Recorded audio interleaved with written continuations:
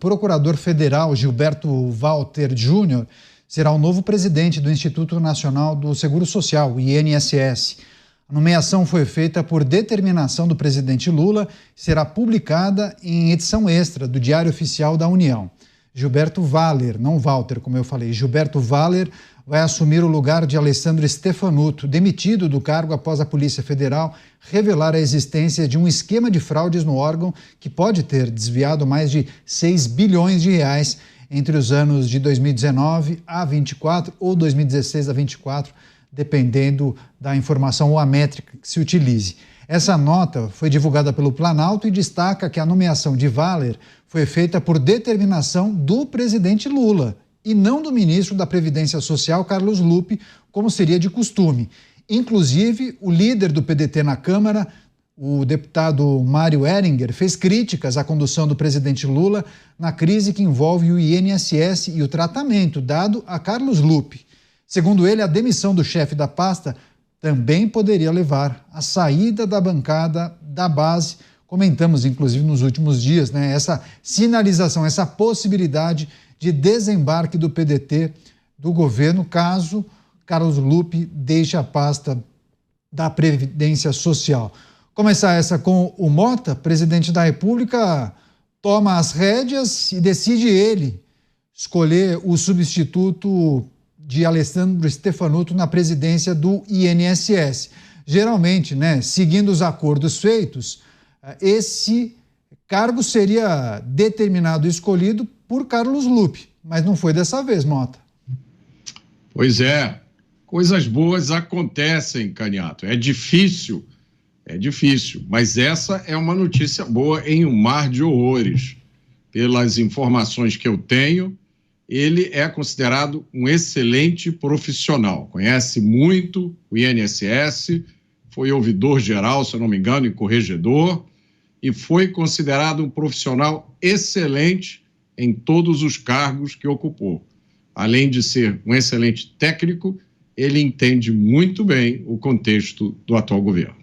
Pois é, será que o Planalto, o presidente, chegou a acompanhar as nossas discussões nos últimos dias, Dávila? Porque vocês falavam justamente sobre isso, a necessidade de colocar gente preparada, técnicos nos cargos estratégicos e não fazer aquilo que em muitas administrações nós vimos, lotear cargos nos ministérios, nas autarquias e também nas empresas estatais, Dávila? É verdade, Caniato. Essa foi uma boa escolha, como o Mota bem disse. Uma pessoa que trabalha há anos no INSS, conhece profundamente, é um técnico. Agora, o problema é se ele vai ter respaldo político para fazer a limpeza que precisa ser feita na corrupção do INSS.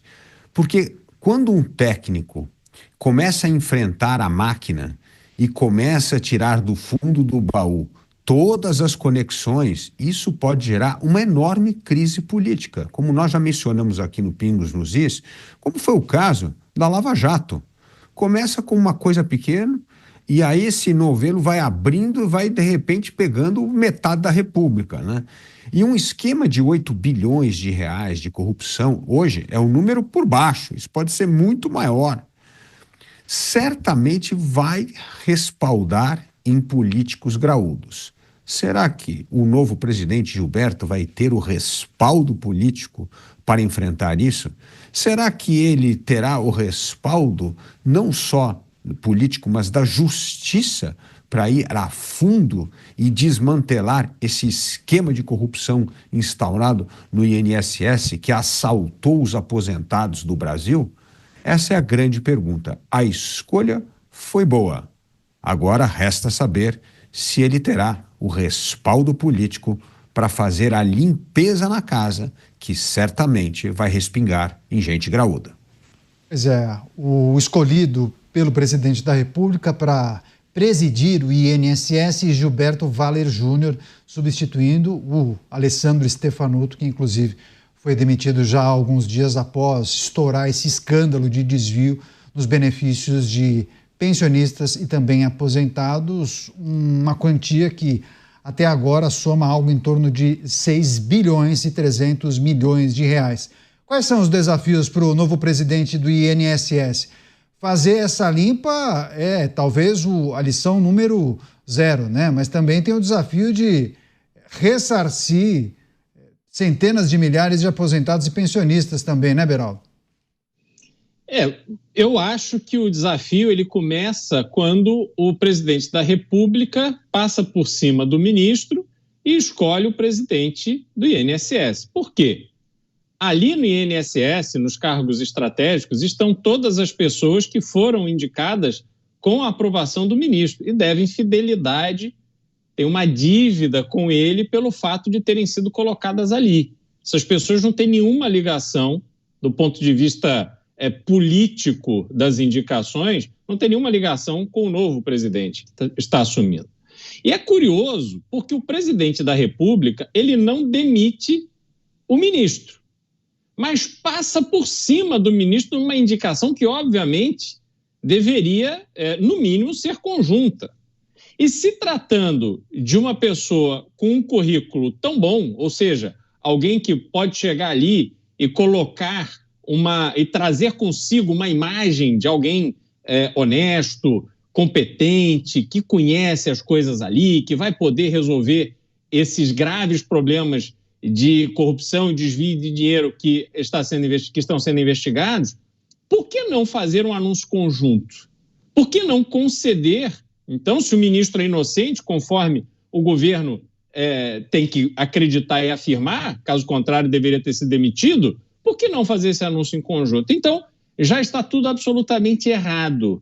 O trabalho que precisa ser feito é um trabalho extenso e sério, mas ele começa mal. Vai encontrar ali um campo de guerra, um campo minado, cheio de granada e casca de banana. E aí vai ser um desafio que vai trazer consigo esse desafio muita perda de tempo, conseguir navegar ali e fazer os avanços que são necessários diante desse cenário que se encontra. E aí tem um outro ponto, Caniato, que você falou do ressarcimento dos aposentados. Esse ressarcimento não deve ficar por conta do dinheiro público. Esse ressarcimento tem que acontecer a partir do sequestro de bens desses donos de associações que se colocaram ali para desviar dinheiro dos aposentados. Precisam que todos os envolvidos, associações, aqueles que fizeram tráfico de influência, inclusive escritórios de advocacia ligados aos poderosos da República, todos esses têm que ser chamados a colocar dinheiro na mesa, porque não faz absolutamente nenhum sentido um escritório de advocacia desse, que é ligado lá aos figurões dos tribunais, etc., que cobra, 15 milhões de reais de honorário, que vem de dinheiro roubado para ser pago ao escritório. Esse dinheiro não pertence ao escritório, você me desculpe.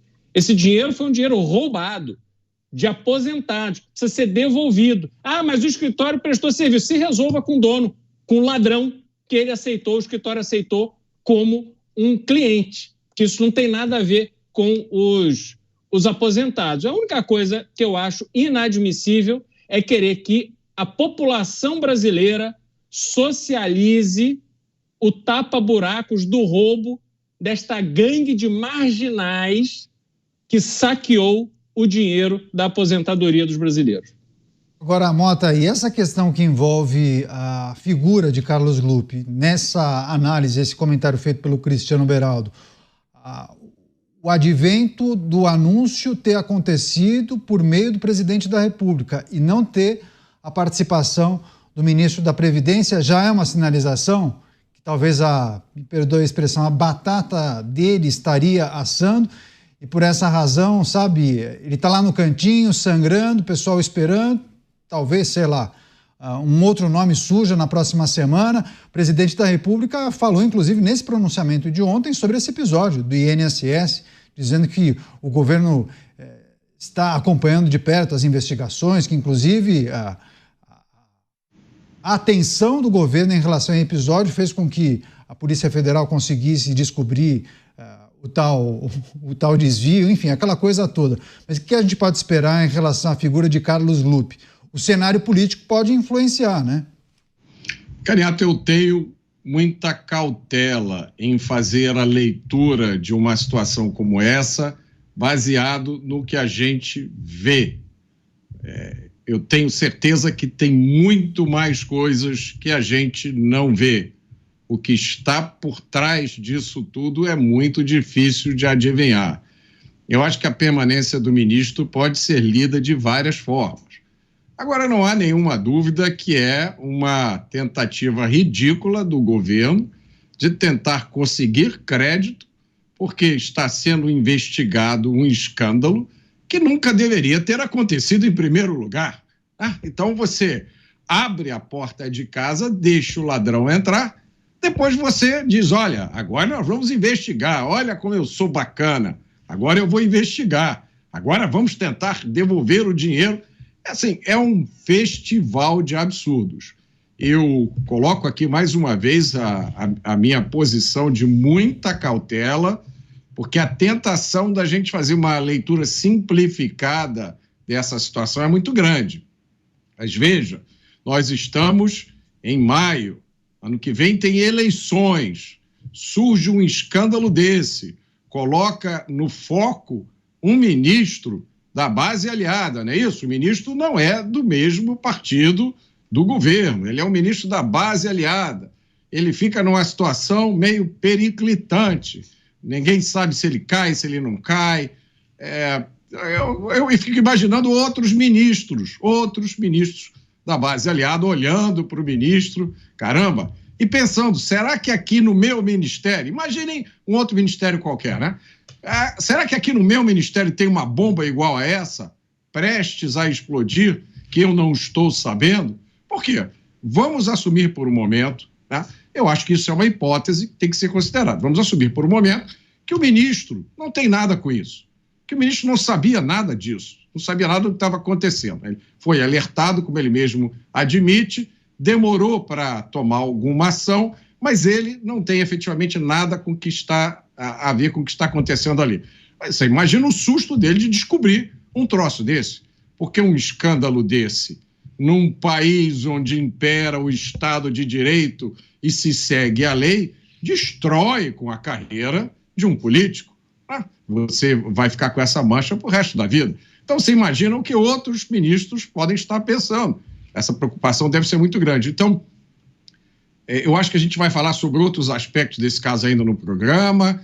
Tem muitos ângulos para a gente observar, mas para todo mundo que está preocupado com esse assunto, eu recomendo cautela e vamos olhar com cuidado, vamos acompanhar esses eventos, vamos tentar ver os outros ângulos para ver se a gente consegue saber o que realmente está acontecendo.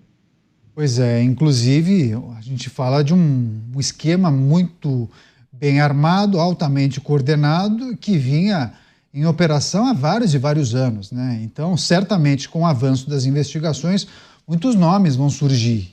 E aí, quando a gente fala de que figuras importantes poderiam aparecer nas investigações às vésperas das eleições, é preciso também interpretar as medidas que são tomadas em relação a figuras que poderiam ser demitidas ou não.